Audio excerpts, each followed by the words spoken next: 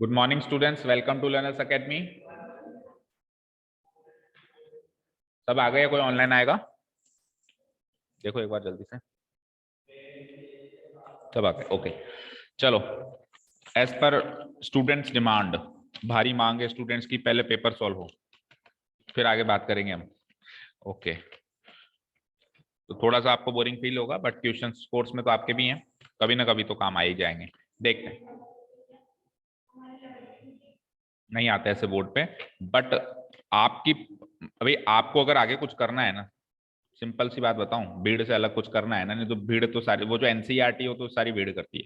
That is fine, marks भी अच्छे ले आते हैं, लेकिन कितने बच्चों के 90 अबव आ रहे हैं यार? कितने बच्चों के आ रहे हैं? भीड़ है 90 अबव वालों की भी। ऐसा थोड़ा ना, पहले क्या होता था, 90 अबव में कुछ एक बच्चे होते थे और फिर वो तो सेलेक्टेड बच्चे होते थे। आज की तारीख में 90 छोड़ो, 95 अबव भी कितने बच्चे आते हैं, आ ही रहे ना। तो फिर आप अगर 90 अबव हो तो भी आप भीड़ में ही हो, तो आप एनसीईआरटी सॉल्व करके जाओगे, मान लेते हैं ये नहीं आता, छोड़ दो, एनसीईआरटी सॉल्व करके आओगे, आप 90 अबव सॉल्व कर लोगे, फिर भी भीड़ में ही हो ना। अब आपको उस भीड़ से हटना है तो ये करना है, ठीक है? तो as per your examination point of view नहीं है इंपॉर्टेंट, बट आपके खुद के लिए बहुत इंपॉर्टेंट। अगर आपको कुछ करना है लाइफ में, हमेशा एक्स्ट्रा क्वेश्चन ट्राई करने मैथ्स में। Okay, if m times the mth term of an AP is equal to n times its nth term, let us से एक AP है, एक AP है। AP में कैसे टर्म्स होते हैं? A1, A2, A3 ऐसे टर्म्स होते हैं। अब वो टर्म्स कौन से हैं वो तो मुझे पता ही नहीं है, मतलब कोई वैल्यू नहीं गिवन है। आपको ये दे रखा है कि m times the mth term is equal to n times the nth term, ठीक है? अब m टाइम्स का मतलब क्या होगा? m मल्टीप्लाई, इस पूरी वर्ड प्रॉब्लम को मैं इक्वेशन में पुटअप करूं तो m मल्टीप्लाई mth टर्म को क्या कहते हो? am।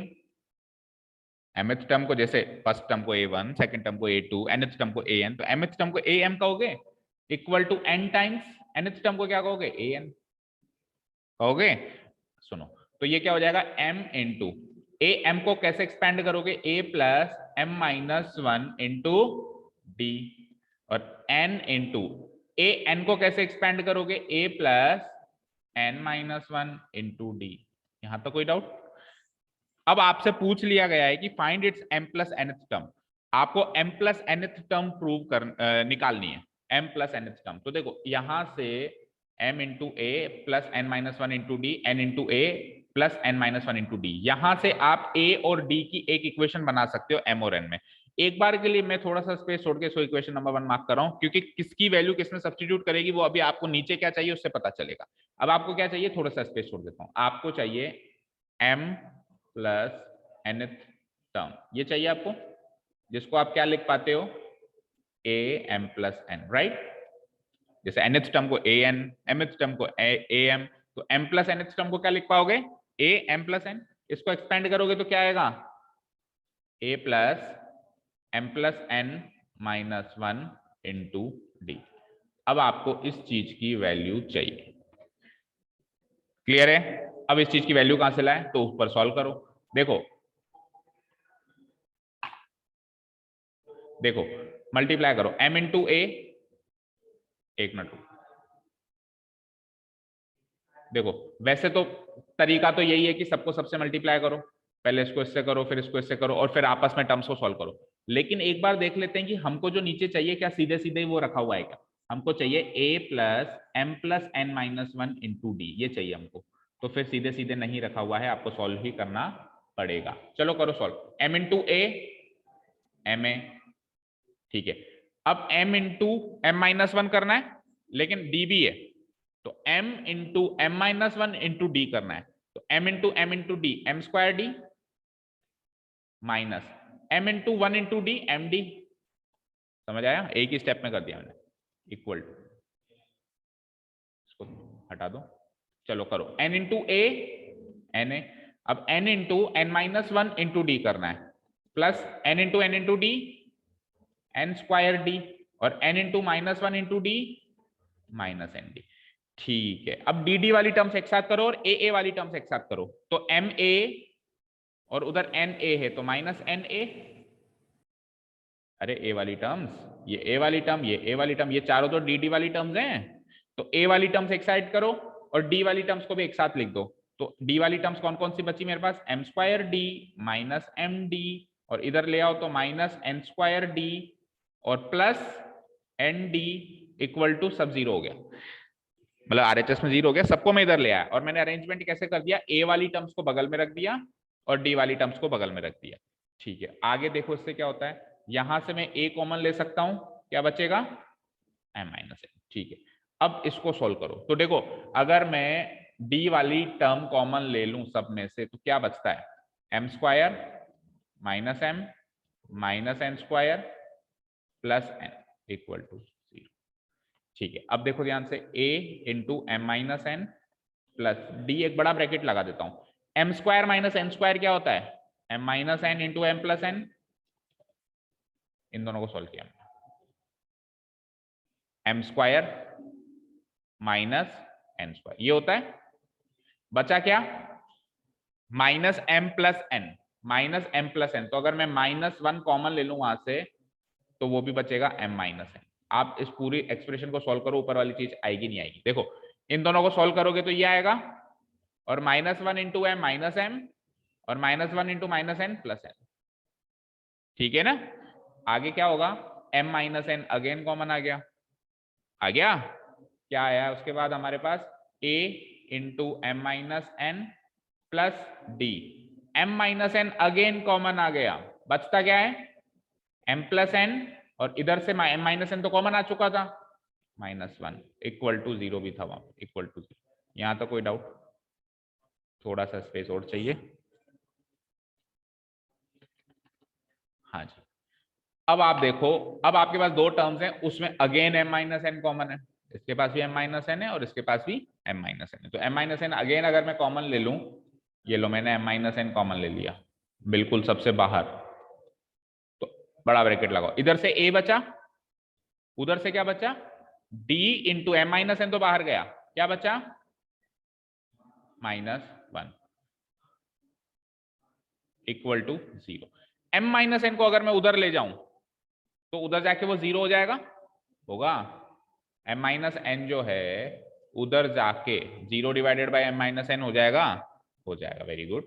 तो फिर यहां से a प्लस, ये d को बाद में लिख रहा हूं मैं, m plus N minus one, ये d को मैं बाद में लिख रहा हूं, d इधर मल्टीप्लाई करूंगा उधर कोई फर्क नहीं पड़ता, m plus N minus one into D की value zero divided by m minus N, zero से जो टकराएगा वो जीरो बन जाएगा, आंसर इज जीरो। यही तो चाहिए था आपको, आपको यही तो चाहिए था, a plus M plus N minus one into D, क्या वैल्यू आई इसके ऊपर से, यही तो, आइए चेक करो जो आपको चाहिए, m प्लस nth टर्म चाहिए, वो टेक्निकली ये चीज होती है, और इस चीज की वैल्यू ऊपर वाली इक्वेशन से क्या आ रही है। हाँ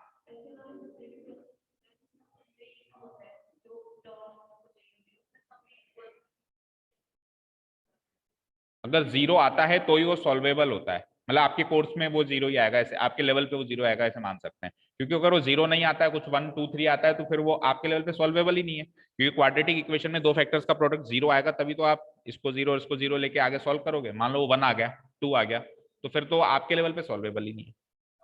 ठीक है, तो आप ये मान सकते हो कि आपके लेवल पे वो जीरो ही आएगा। ठीक है, क्लियर, ठीक है, आंसर क्या हो जाएगा zero, m plus nth term जो हो जाएगी वो क्या हो जाएगी, जीरो हो जाएगी। क्लियर है ना, कोई डाउट नहीं है, बोलो, नहीं है, ठीक है। देखो इसमें एक पॉसिबिलिटी और ये हो सकती थी भाई, एक्चुअली इसको आगे सॉल्व ऐसे करते हैं कि एक बार इसको जीरो लेते हैं और एक बार इसको जीरो लेते हैं, तो इसको तो जीरो ले लिया सपोज करो मैंने, उससे आंसर जीरो आ गया, लेकिन अगर मैं इसको जीरो लूं तो m माइनस एन की वैल्यू जीरो, तो यहां से m की वैल्यू n आ गई, m की वैल्यू क्या आ गई, n आ गई। अब m की वैल्यू n का मतलब तो क्या है, ये तो मजाक हो गया ना, जैसे मैंने कहा कि m टाइम्स mth टर्म, सुनो इसने क्या कहा था, m times mth term, m times mth term equal to क्या है, n टाइम्स nth टर्म। तो किसी बच्चे ने उठ के कह दिया सर ये तभी पॉसिबल है जब m और n बराबर है, मजाक ही किया है उसने, अरे m और n बराबर है तो फिर तो सेम ही चीज बन गई ना, ये m की जगह अगर मैं n की जगह भी m लिख दूं तो ये सेम ही बन गया ना, वो तो बराबर होगा ही ना, वो तो बराबर होगा ही ना। तो किसी बच्चे ने उठ के कह दिया सर ये तो तभी पॉसिबल है, m टाइम्स mth टर्म और n टाइम्स nth टर्म तभी बराबर जब वो m और n ही बराबर हो, तो वो तो होगा ही। तो उस केस को अपन लेंगे ही नहीं, वो मजाक वाला केस है। अपन क्या केस लेंगे, m माइनस n जीरो नहीं है, जो बच गया वो जीरो है, जो बच गया दो, भाई दो फैक्टर्स जीरो होंगे तो या तो ये जीरो या ये जीरो। ठीक है, समझ में आई बात, क्लियर है, यानी m इक्वल टू n। तो बस वो मजाक नहीं देगा मार्क्स अब,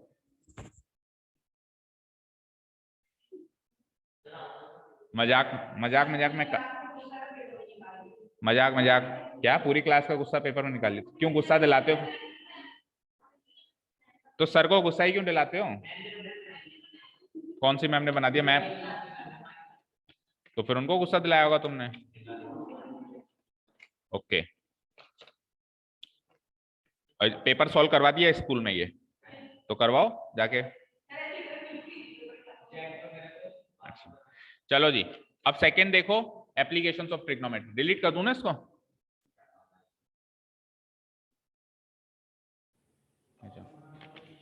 हाँ, the angle of elevation of a cloud from a point n meters above a lake is alpha and the angle of depression of its reflection in the lake is beta. Prove that the height of the cloud is this. ये question आपके NCERT में नहीं है क्या, मुझे लगता नहीं है कि नहीं है, होना तो चाहिए, एनसीईआरटी में नहीं है बट एक जगह है।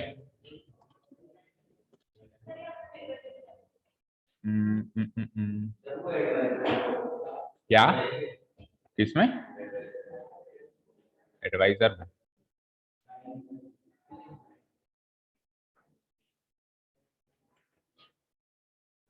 हाइट एंड डिस्टेंस,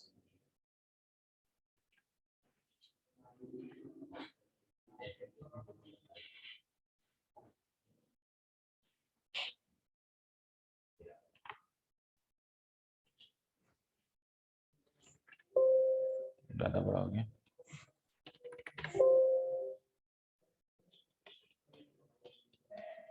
पढ़ो, सेम है,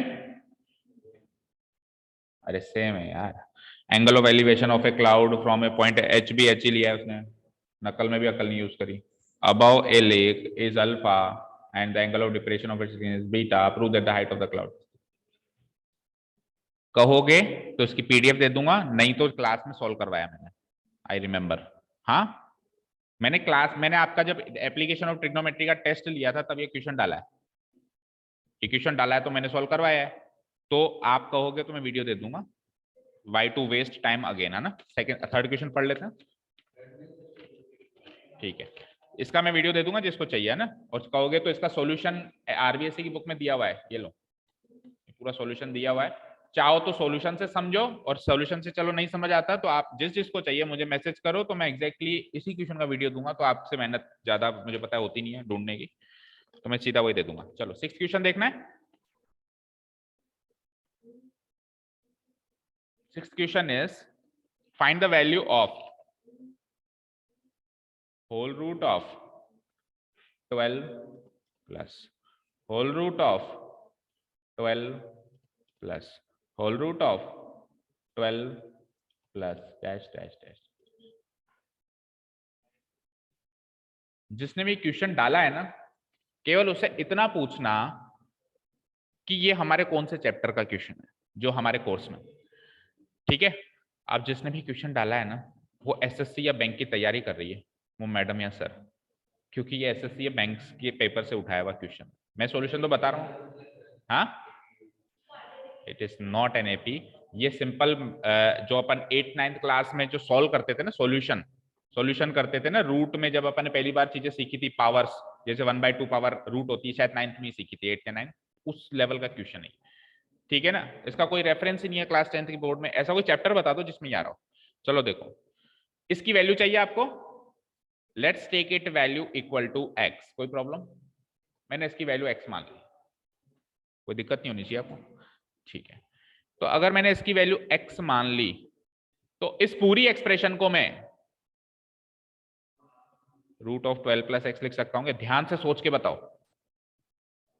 ध्यान से सोच के बताओ, अरे अगर ये पूरी एक्सप्रेशन x है तो तो ये एक्सप्रेशन भी x नहीं होगी क्या? उस तरह की तो एक्सप्रेशन है इनफाइनाइट टर्म्स। भाई उस पूरी एक्सप्रेशन में भी ऐसे इनफाइनाइट टर्म्स चल रहे हैं, तो अगर मैंने उस पूरी एक्सप्रेशन को x मान लिया तो क्या ये पूरी एक्सप्रेशन भी x नहीं होगी क्या? x, क्योंकि ये भी तो उस तरह की दिख रही है 12 plus root 12 plus root 12 plus root 12 plus root 12 infinite. तो मैं ये जरूर कह सकता हूं कि ये क्वाड्रेटिक इक्वेशन का क्वेश्चन है क्या आपके चैप्टर कोर्स में? तो बस फिर तो उनकी गलती नहीं है, क्योंकि यहां से अब क्वाड्रेटिक इक्वेशन बन जाएगी। Squaring both the sides we will get 12 plus X equal to X square. अब कुछ बचा क्वेश्चन में? बस वो पहली चीज ही सोचनी थी। तो it will be X square minus X minus 12 equal to 0। It will be equal to splitting the middle term लगाओ। मैं अब तो करवाऊंगा, अच्छा मतलब क्रीम क्रीम ले लो और फिर कचरा छोड़ दो। वो पहला स्टेप ही है क्रीम क्रीम, पहला स्टेप ही क्रीम क्रीम। चलो यहां से आपको ये समझ में आ गया कि x की वैल्यू दो जो आ रही है x माइनस 4 और x प्लस 3 की वैल्यू 0 आ रही है। तो x की वैल्यू क्या आ रही है? 4 आ रही है, और x की वैल्यू क्या आ रही है? -3 आ रही है। इसमें ये वैल्यू एलिमिनेट हो जाएगी। क्यों हो जाएगी? क्योंकि अगर आप x की वैल्यू -3 उधर पुटअप करोगे तो किसी के भी रूट का आंसर माइनस में नहीं आता, नहीं आता। तो इसलिए +4 इज द राइट आंसर। अब सुनो, x equals to +4 is the right answer. आगे से कभी भी ऐसा क्वेश्चन आए ना, अगर मान लो छोटे लेवल पे क्वेश्चन आए, ध्यान से सुनना, अपनी मैडम को भी बताना, उनको एसएससी में काम आएगा। 12 है ना, ऐसे नंबर दो सोचो जिसको उसके अगले नंबर से मल्टीप्लाई करने में 12 आता हो। 3 इंटू 4, 3 इंटू, अब अगर अंदर प्लस प्लस प्लस प्लस है तो बड़ा आंसर है, और अगर माइनस माइनस माइनस माइनस है तो छोटा answer. Plus plus plus plus था ना तो आंसर बड़ा, 3 और 4 में से बड़ा कौन है? 4, और माइनस माइनस माइनस माइनस है तो आंसर हो जाता 3।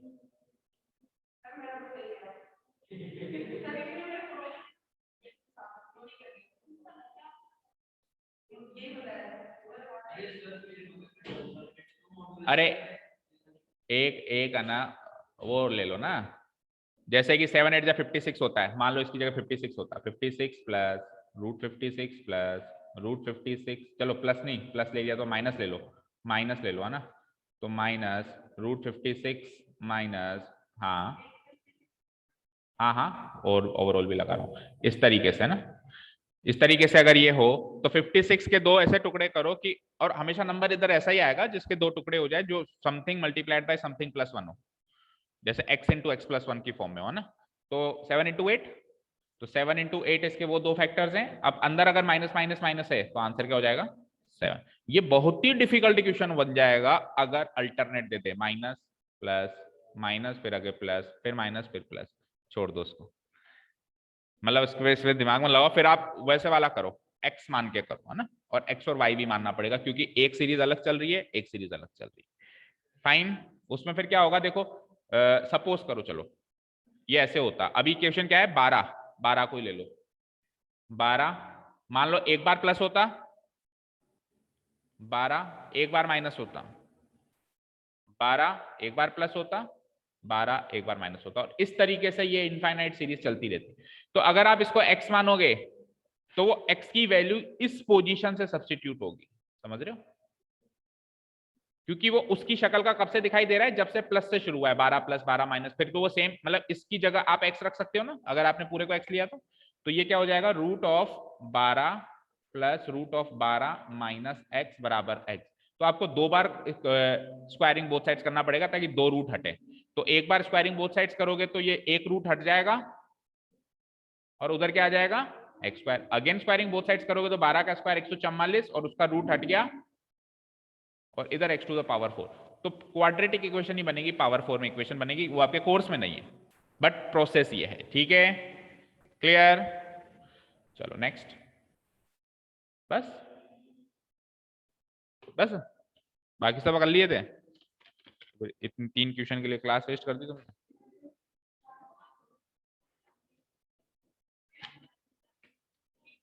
फोर्थ वाला, the difference of squares of two numbers is 88 if the larger number is 5 less than twice the smaller number, then find the two numbers। देखो ये तो इजी दिखाई पड़ रहा है, तो आपके एनसीईआरटी टाइप का दिखाई पड़ रहा है। फिर आपके स्कूल में अगर ऐसे क्वेश्चन आते हैं तो मुझे भी डालने चाहिए। पहले तो मैं डालता था, बट फिर तो पहली बार मुझे भी डाल लेने दो। ओके चलो देखो, difference of squares of two numbers, दो नंबर के स्क्वायरों का डिफरेंस, दो नंबरों के स्क्वायरों का डिफरेंस। अब वो दो नंबर जो होंगे वो ऑब्वियसली बराबर नहीं मानेंगे, अपन छोटा बड़ा मानेंगे। तो छोटे बड़े नंबर को अपन ले लेते हैं लार्जर नंबर स्मॉलर नंबर, उनके स्क्वायरों का डिफरेंस जो होगा उसको मैं ऐसे लिखूंगा, लार्जर नंबर और स्मॉलर नंबर के स्क्वायरों का डिफरेंस। तो पहले करो स्क्वायर और फिर करो डिफरेंस। डिफरेंस में लार्जर पहले रखना है, स्मॉलर बाद में रखना। इक्वल टू, ये डिफरेंस कितना है 88। ठीक है, if the larger number is, if the larger number is for equal to 5 less than है तो 5 माइनस 5 किससे लेस देन है, twice the smaller number, twice the smaller number. ठीक है, बन गई इक्वेशन। अब यहां से लार्जर नंबर की value twice smaller number into 5 आ रही है, तो आप एक काम करो, स्मॉलर नंबर को मान लो x, तो 2x माइनस 5 किसकी वैल्यू हो गई, लार्जर नंबर की वैल्यू हो गई। समझ आया?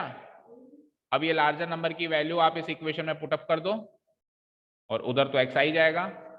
तो लार्जर नंबर का स्क्वायर यानी कि 2x माइनस 5 का whole square minus smaller number क्या है, तो x है ही सही, तो x का square equal to what 88। 2x minus 5 का होल स्क्वायर सोल्व करो, 4x स्क्वायर माइनस 2 5 10 2 जा 20x प्लस 5 का square 25 minus x square equal to 88। 4x square में से एक x स्क्वायर गया तो 3x square minus 20x, 25 minus 88 करना है, करो 3 6 इक्वल टू 0। कुछ कट नहीं रहा है तो बस फिर अब दो नंबर सोच के बताओ, a प्लस बी तो आना चाहिए, किस कौन से तरीके से, स्प्लिटिंग से ही करोगे, a प्लस बी माइनस 20 होना चाहिए और a इंटू बी क्या होना चाहिए 3 इंटू 63 होना चाहिए, जो भी होता है।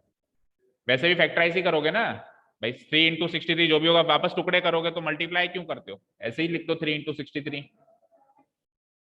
तो दो नंबर सोचने भाई, 3 इंटू 63 को फैक्टराइज ही करोगे, क्या करोगे 3 इंटू 63 के और फैक्टर्स करो, 3 इंटू 21 बचा, अगेन 3 इंटू 7, यानी 3 इंटू 3 इंटू 3 इंटू 7 से आपको कॉम्बिनेशन में माइनस 20 बनाना है। बनाओ, 3 3 जा 9 या 27 बन गया ना, इन तीनों को एक साथ ले लो और उसको 7 को एक साथ ले लो, यानी कि माइनस 20 है तो माइनस 27 प्लस 7। ठीक है, करो स्प्लिटिंग द मिडिल टर्म से, 3x square minus 27x plus 7x minus 63 equal to 0। तो 3x कॉमन, x माइनस 9 बचा, 7 कॉमन, अगेन x माइनस 9 बचा, equal to what 0, x minus 9 common plus 3x plus 7 equal to what 0। यहां से x की value, sorry plus लगा दिया मैंने, into आएगा x माइनस 9 कॉमन, हाँ, तो x की वैल्यू यहां से 9 और x की वैल्यू यहां से माइनस 7/3। ठीक है, ये दो नंबर्स, ये x की वैल्यू आई है, दो नंबर्स नहीं आई, ये x की वैल्यू आई है। चलो अब आपने स्मॉलर नंबर क्या माना था, x माना था जितना मेरे को ध्यान है, यस और नो। तो स्मॉलर नंबर तो आ जाएगा या तो 9 अगर x की वैल्यू 9 ले तो, और या फिर माइनस 7/3। और उस रेफरेंस में अपन ने लार्जर नंबर क्या माना था, अगर स्मॉलर नंबर x होगा तो लार्जर नंबर क्या होगा, चेक करो 2x माइनस 5। ओके, तो 2x माइनस 5 में x की वैल्यू 9 पुटअप करी तो 2 इंटू 18 माइनस 5, 18 माइनस 5 मतलब 13 भाई, 2x यानी 18 माइनस 5, और अब 2x इधर लगाओ तो माइनस 14/3, और माइनस क्या करना है 5 करना है। ठीक है, तो ये हो जाएगा minus 14 5 3 15, minus 14 and minus 15 minus 29/3। अब या तो वो दो नंबर्स हैं 9 एंड 13, स्मॉलर 9 लार्जर 13, या फिर वो दो नंबर्स हैं ये, अब उसने कुछ भी ऐसा नहीं दिया है कि वो नंबर्स पॉजिटिव हैं, इंटीजर्स हैं, क्या है, तो अभी तक तो दोनों आंसर्स करेक्ट हैं, ये केस भी वैलिड है और ये केस भी वैलिड है। अगर वो कहते कि नहीं दोनों आंसर दोनों पॉजिटिव नंबर्स हैं तो ये केस इनवैलिड हो जाएगा, या फिर वो ये कहते कि दोनों इंटीजर्स हैं ये तो इंटीजर्स नहीं हुए ना, ये तो फ्रैक्शनल्स हो गए। तो इंटीजर्स कह दे तो भी ये केस इनवैलिड हो जाएगा। अभी तक तो दोनों आंसर्स वैलिड है, ठीक है, क्लियर। नेक्स्ट, तो आपने आंसर क्या लिखा था, ये क्यों, उसने इंफॉर्मेशन नहीं दी है, टू नंबर्स बोल, मल्टीप्लाई करना नहीं है, एलसीएम लेना नहीं है, क्या है इसमें से। अच्छा, इसका स्क्वायर्स ऑफ डिफरेंस वो आया ही नहीं। अच्छा, आपने क्रॉस वेरीफाई करके देखा, स्क्वायर्स ऑफ टू नंबर्स, देखो स्मॉलर -7/3। पहले तो मुझे बताओ ये इसमें से स्मॉलर ये होगा और लार्जर ये होगा क्या, पहले तो वो चेक करके बताओ। -7/3 बड़ा है या -29/3 बड़ा है? -7/3 बड़ा है, यस, इसीलिए ये इनवैलिड हो गया, इसीलिए ये इनवैलिड हो गया। देखो -7/3 -2 पॉइंट समथिंग आ रहा है ना, और -29/3 -7 पॉइंट समथिंग आ रहा है, तो ये तो बड़ा है, जबकि उधर तो लिखा है मैंने स्मॉलर। तो इसीलिए ये, लेकिन स्मॉल, हाँ लेकिन उसने स्मॉलर लार्जर को मैंने माना था ना, स्मॉलर लार्जर तो मैंने माना था, उसने तो कहा था दो नंबर हैं, स्क्वायर करके डिफरेंस करो। तो स्क्वायर करने के बाद डिफरेंस का मतलब है स्क्वायर किया तो बड़ा जो आया और छोटा जो आया उनका डिफरेंस करो, तो फिर तो वैलिड है। बस अब स्क्वायर करने के बाद आंसर सही आना चाहिए। 29 का स्क्वायर बताओ क्या होता है, 29 का स्क्वायर नहीं पता? अच्छा, 21 का पता है?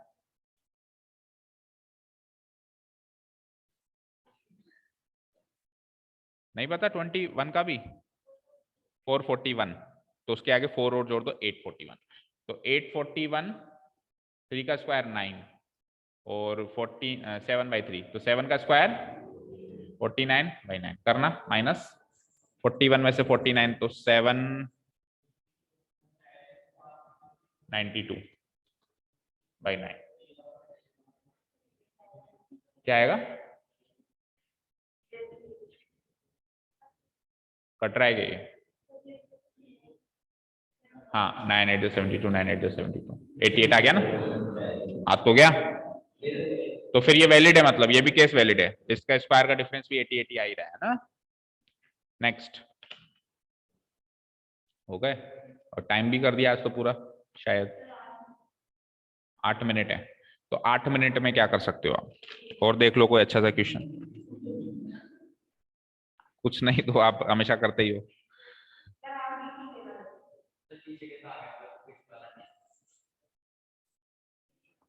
सिक्स्थ वाला तो बता दिया ना, देखो सिक्स्थ वाला 1 मार्कर है, 12 के फैक्टराइज करके 4 आंसर लिख के छोड़ दो। नहीं पूरा करोगे, ठीक है, अच्छा। इस तरह के आपके 9th में ऐसा क्वेश्चन नहीं आया था, याद करो, आपने terminating non terminating decimal expansion पढ़ा है ना? हाँ,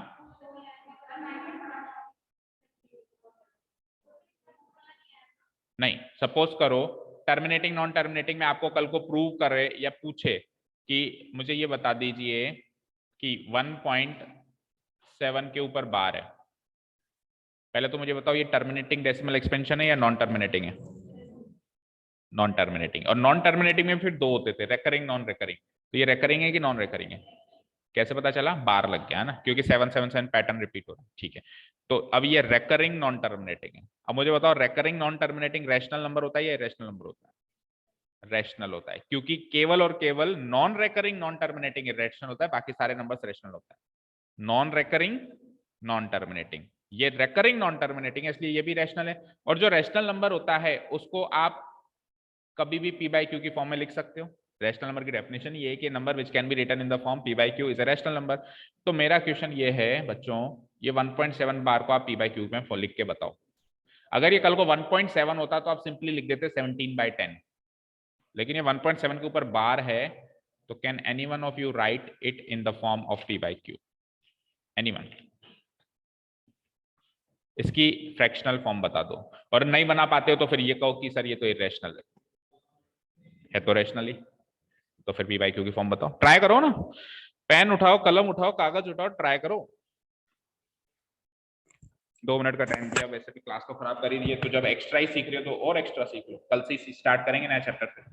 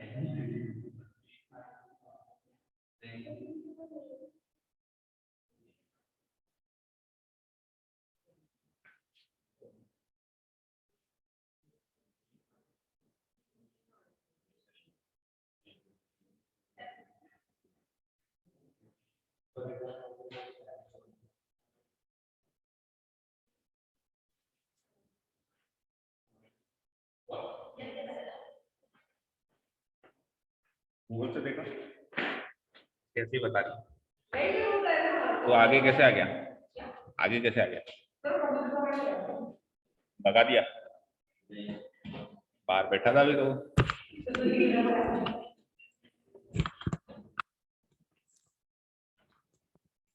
कहाँ से देखा है, सच सच बताओ। सॉल्यूशन मेरे पास कैमरा लगा हुआ। ओके चलो चलो देखो, पहले तो करते हैं बेसिक मेथड। बेसिक मेथड में हम क्या करेंगे, इसको p बाई क्यू की फॉर्म चाहिए मुझे। So let's take it x। जैसे अभी इस क्वेश्चन में अपन x लिया ना, √12 इसको x ले लिया, तो इसको भी क्या ले लिया मैंने, x ले लिया। तो यानी कि अब मैं सीधा करके लिख देता हूं एक बार, x इक्वल टू 1.7 बार, ठीक है ना। बार को थोड़ा सा सॉल्व किया तो it is like 1.777 dot dot, ठीक है। अब आप क्या करोगे, इसको लिख दोगे 10x, हाँ 10 से मल्टीप्लाई कराओ तो 10x इक्वल्स टू व्हाट, ये पॉइंट आगे खिसक जाएगा तो 17 पॉइंट, ठीक है। इसको आप क्या लिख सकते हो, 10x 17.7777 को आप लिख सकते हो 16 प्लस 1.777, यस और नो। और ये तो अगेन x है, ये तो अगेन x ही है, ऊपर देखो ना, ये तो अगेन x ही है। तो 10x equals to 16 plus x, अब कुछ बचा क्या इसमें, 9x equals to 16, x equals to what, और 16/9 को बेटा कैलकुलेटर में भी वो डिवाइड करके देख लेना, यही आएगा 1.777। आपका भी यही आंसर था 16/9। तो ये तो था बेसिक मेथड। अब एक शॉर्ट ट्रिक भी है, जानता है कोई, बताई थी। देखो 1.7 के ऊपर बार, इसको सॉल्व करना है आपको। पहले तो आप एज इट इज नंबर लिख लो जैसा आपको दिख रहा है, माइनस बार के अलावा क्या नंबर दिख रहा है, बार के अलावा 1, वो कर दो माइनस, डिवाइडेड बाय कितने नंबर के ऊपर बार है, एक नंबर के ऊपर बार नहीं दिख रहा आपको, एक नंबर के ऊपर बार है, जितने नंबर के ऊपर बार है उतने 9 आ जाएंगे।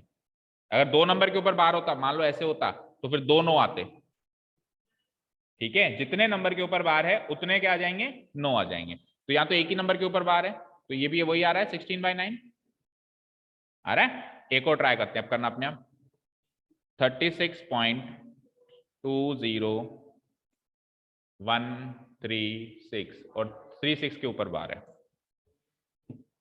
शॉर्ट ट्रिक से ट्राई करो, एक्स वाले मेथड में मत जाना, करो ट्राई।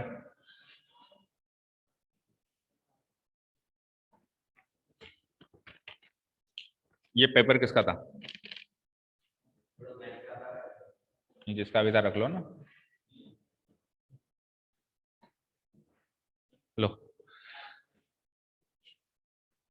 ये 36 के ऊपर बार है बच्चों, करो ट्राई। 20136।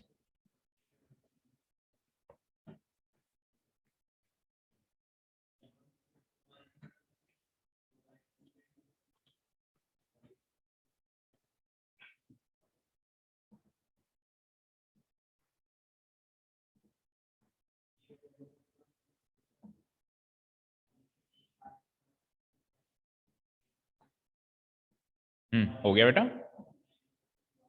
हुआ तो है, आंसर देखते हैं अभी। एक लॉजिक और है, वो उस क्वेश्चन में बताया नहीं, अभी इसमें बताएंगे।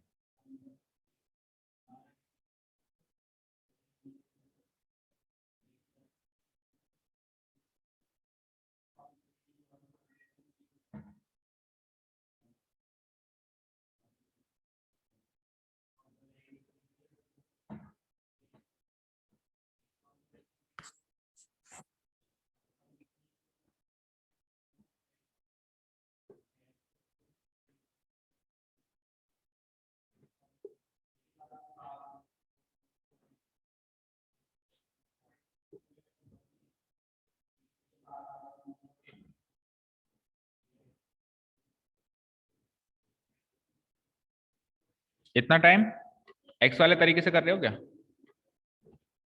हो गया? चलो, सबसे पहले हम क्या करते थे, जो नंबर होता था एज इट इज लिख देते थे। एज इट इज नंबर लिखो, 3 6, पॉइंट हटा गया ना, 20136, पॉइंट और बार हटा के एज इट इज लिख दो। इसमें से माइनस क्या करना है, वो नंबर जिसके ऊपर बार नहीं है, तो 36201 माइनस हो जाएगा। ठीक है, जिसके ऊपर बार नहीं है, 36 के अलावा बाकी किसी पे भी बार नहीं है, 36201 माइनस हो गया। यहां तक तो सबने सही किया है, न्यूमरेटर पार्ट। अब डिनोमिनेटर पार्ट में कितने नंबर्स के ऊपर बार है बताओ? 2। तो ये तो आपने कर दिया होगा, लेकिन अब एक और चीज सुनो, जितने नंबर्स के ऊपर बार नहीं है उतने जीरो भी आएंगे डेसिमल के बाद। डेसिमल से पहले तो डिनोमिनेटर का कोई भी चीज डेसिमल से पहले नहीं चलती, डेसिमल के बाद ही चलती। तो डेसिमल के बाद टोटल 5 डिजिट्स हैं, कितने नंबर के ऊपर बार है उतने तो 9 लिखो, कितने नंबर के ऊपर बार नहीं है, 3 नंबर के ऊपर बार नहीं है तो 3 जीरो लगा दो। ठीक है, ऊपर वाले में तो क्या ऐसा कोई नंबर ही नहीं था जिसके ऊपर बार नहीं था, तो एक भी जीरो नहीं लगा, लेकिन यहाँ पे 3 नंबर से जिनके ऊपर बार नहीं है। चलो इसको माइनस करो, 6 में से 1 गया 5, 3, 1 में से 2 गया 9, फिर इधर बचा 9, 9 में से 6 गया 3, फिर 1 में से 3 गया 8, 3 5। देखना भाई ये आ रहेगा 3583935, 3583935, 3583935 डिवाइडेड बाय 99,000। सो ये होगी इसके पी बाई क्यू की फॉर्म। अभी अगर ये और भी कट सकता है, जैसे 5 से कटता हुआ दिखाई दे रहा है मुझे, तो काटनी है। आप कहोगे सर हमको क्या बता, हम कौन सा डिवाइड करके देखेंगे कि आपका आंसर करेक्ट है कि नहीं है, कॉन्फिडेंस नहीं आया। चलो 16/9 में तो हम 16/9 डिवाइड करके देख लेंगे। 9 1 जा 9, बचा कितना 7 70, फिर 9 7 जा 63 और 7 7 7 7 चलता जाएगा। इसमें तो प्रूव हो जाएगा कि आपने जो बताया वो आंसर करेक्ट है। इसमें क्या तरीका है पता लगाने का कि जो आंसर करेक्ट है? तरीका है कैलकुलेटर। कैलकुलेटर महोशय हाजिर हो। तो ये क्वेश्चंस भी कहाँ अलाउड है? अपन आज के क्लास में करी वो चीजें रहे ना जो अलाउड नहीं है, तो सारी वही चलने दो। 3 3 5 3 9 3 5 डिवाइडेड बाय व्हाट? 1 2 3, ये दिया था मैंने 36.201, 36 36 36 36 36, तो 36 के ऊपर बार। ठीक है, तो हमने जो किया है वो करेक्ट। क्लियर है? चलिए, तो काफी आज के लिए, खूब हो गई एक्स्ट्रा नॉलेज। अब कल कुछ एक्स्ट्रा नहीं चलेगा, कोर्स का ही चलेगा। कौन सा चैप्टर स्टार्ट करना है? सर्किल। ओके, हाँ, टेस्ट में तब लूंगा। आज कल कौन सी डेट है? 16। उनका 17 तक प्री बोर्ड है शायद, या 16 तक है, 16 तक प्री बोर्ड है, तो दे विल कम ऑन 17। तो 17 को आप दोनों का कंबाइंड टेस्ट लूंगा, क्योंकि 2 चैप्टर तो कॉमन है, 4th और 5th तो कॉमन है। एक अगला चैप्टर है, तो उसमें आपको जो पेपर मिलेगा उसमें आप वाले चैप्टर के क्वेश्चंस होंगे, या कॉमन क्वेश्चन वो बना दूंगा, उसमें और डाल दूंगा। तो आप वाले कर देना, आप वाले कर देना, 2 चैप्टर तो कॉमन है, तो इसलिए सबका टेस्ट कंबाइन लेंगे, ठीक है ना। तो 17 मोस्ट प्रोबेबली, नहीं तो 18। चलिए, thank you so much for listening to us, have a nice day, keep learning.